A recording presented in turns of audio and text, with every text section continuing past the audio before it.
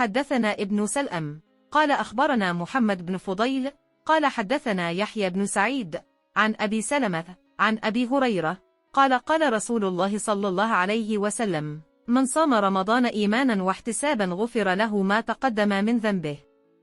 हज़रत अबू हुरैरा रज़ी अल्लाह अन्हु से रवायत है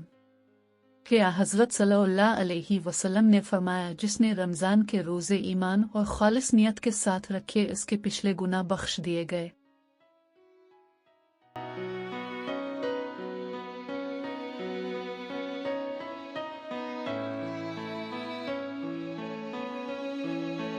حدثنا عبد السلام بن مطهر قال حدثنا عمر بن علي عن معني بن محمد الغفاري عن سعيد بن أبي سعيد المقبوري عن أبي هريرة عن النبي صلى الله عليه وسلم قال: إن الدين يسر ولن يشد الدين أحد إلا وغلبه، فسددوا وقاربوا وأبشروا واستعينوا بالغدوة وللروحة وشأن من الدلجة।